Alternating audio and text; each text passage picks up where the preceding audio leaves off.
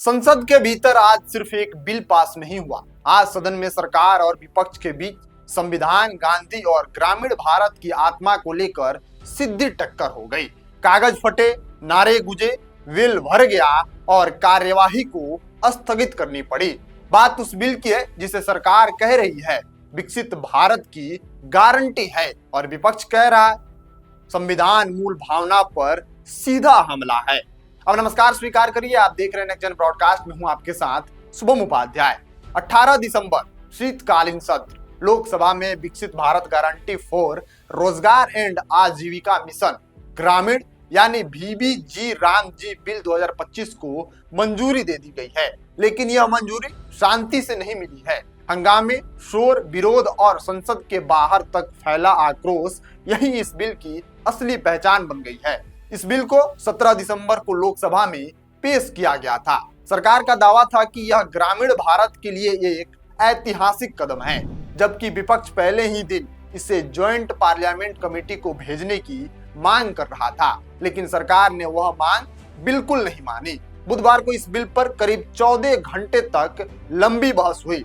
रात 1:35 तक सदन चला। 98 सांसदों ने चर्चा में हिस्सा लिया, लेकिन बहस जितनी लंबी थी, टकराव उससे कहीं ज्यादा तीखा था। जैसे ही सदन ने बिल को मंजूरी दी, विपक्ष भड़क उठा।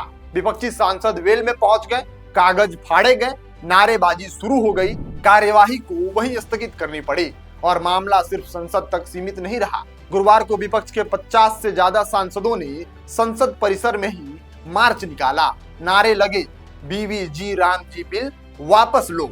इसके बाद संसद के बाहर भी विरोध प्रदर्शन हुआ। सबसे तीखा हमला कांग्रेस की ओर से आया। कांग्रेस नेता प्रियंका गांधी ने इस बिल को संविधान की मूल भावना के खिलाफ बताया।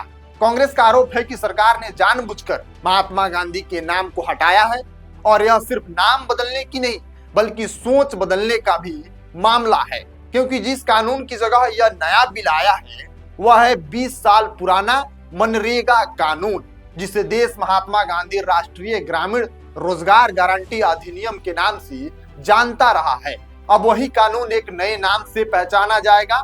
नया नाम है VBG रामजी। विपक्ष का सवाल सीधा है, अगर सरकार ग्रामीण रोजगार को मजबूत करना चाहती है तो फिर राष्ट्रपिता का नाम क्यों हटाया गया? क्या गांधी सिर्फ पोस्टरों और भाषणों तक सीमित रह जाएंगे? सरकार की ओर से जवाब भी उतना ही सख्त आया। कृषि मंत्री शिवराज सिंह चौहान जब लोकसभा में बिल पर जवाब दे रहे थे, तभी विपक्षी सांसद नारे लगाते हुए वेल में पहुंच गए। हंगामे के बीच शिवराज सिंह चौहान ने कहा, हम किसी से भेदभाव नहीं करते हैं। बापू हमारी प्रेरणा है, हमारी श्रद्धा है। पूरा देश हमारे लिए एक है। हमारे विचार बिल्कुल संकीर्ण नहीं है। देश हमारे लिए सिर्फ एक जमीन का टुकड़ा नहीं है। सरकार का तर्क है कि यह बिल सिर्फ नाम बदलने तक सीमित नहीं है। इसके तहत ग्रामीण इलाकों में हर साल रोजगार की गारंटी 100 दिन से बढ़ाकर 125 दिन की जा रही है। सरकार का दावा है कि इससे गांवों को गरीबी से मुक्त करने की दिशा में एक बड़ा कदम उठाया जाएगा। लेकिन विपक्ष का कहना है कि सवाल सिर्फ रोजगार के दिनों का नहीं है, सवाल उस विचारधारा का है जो गांधी के नाम को हटाकर एक नैरेटिव को गढ़ना चाहती है। आज संसद में जो हुआ वो सिर्फ एक बिल पर बहस नहीं था, वह इस बात की लड़ाई थी कि विकास की परिभाषा क्या होगी, गांधी की जगह क्या होगी और ग्रामीण भारत की पहचान किसके नाम से चलेगी। सरकार इसे विकसित भारत की गारंटी बता रही है तो विपक्ष इसे संविधान से छेड़छाड़ कह रहा है।